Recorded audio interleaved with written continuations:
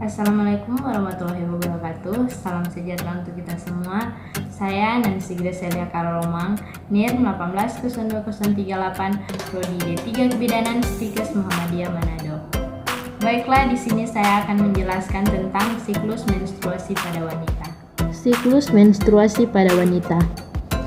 Menstruasi adalah hal yang wajar yang dialami oleh seorang wanita. Meski sudah dialami sejak masih remaja, tidak semua wanita tahu apa sebenarnya terjadi di dalam tubuh selama siklus menstruasi. Siklus menstruasi adalah perubahan yang dalam tubuh wanita, khususnya pada bagian organ reproduksi. Menstruasi terjadi ketika lapisan dinding rahim atau endometrium yang menebal luruh karena tidak adanya perubahan sel telur.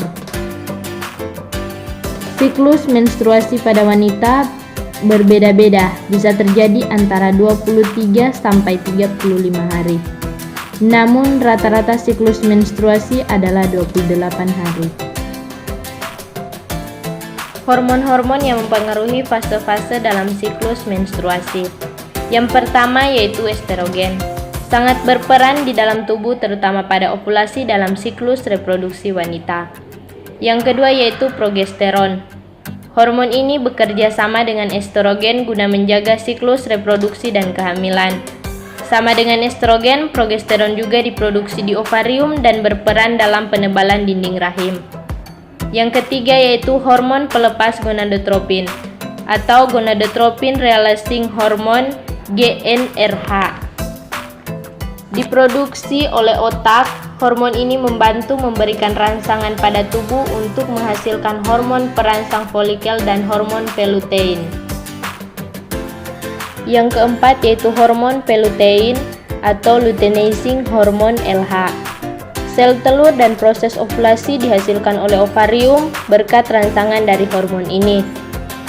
Yang kelima yaitu hormon perangsang folikel atau follicle stimulating hormone FSH. Hormon ini berfungsi membantu sel telur di dalam ovarium matang dan siap untuk dilepas.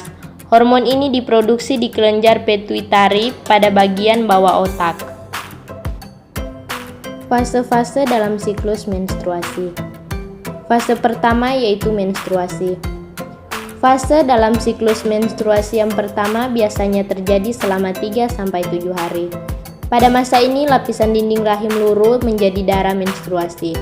Banyaknya darah yang keluar selama masa menstruasi biasanya antara 30-40 ml.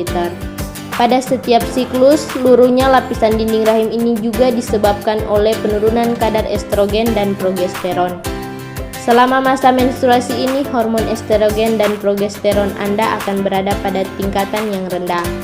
Maka tak heran jika secara emosional Anda lebih mudah untuk marah ataupun tersinggung selama masa menstruasi. Fase kedua yaitu praovulasi dan ovulasi. Pada fase praovulasi, lapisan dinding rahim yang sempat luruh akan mulai menebal kembali. Lapisan dinding rahim tersebut cukup tipis sehingga sperma dapat melewati lapisan ini dengan mudah dan bisa bertahan kurang lebih selama 3-5 hari.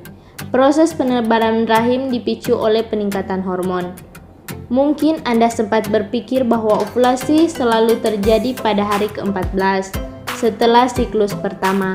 Tapi nyatanya masa ovulasi tiap wanita tidaklah sama, tergantung pada siklus menstruasi masing-masing dan beberapa faktor seperti penurunan berat badan, stres, sakit, diet, dan olahraga. Fase ketiga yaitu pramenstruasi.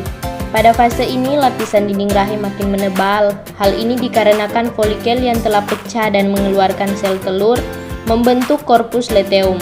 Korpus luteum kemudian memproduksi progesteron yang membuat lapisan dinding rahim makin tebal. Jika tidak terjadi pembuahan, Anda akan mulai merasakan gejala pramenstruasi atau PMS seperti perubahan kondisi fisik, seperti nyeri pada payudara, pusing, cepat lelah atau kembung. Terkadang bisa muncul gejala keputihan sebelum haid akibat perubahan hormon menjelang menstruasi.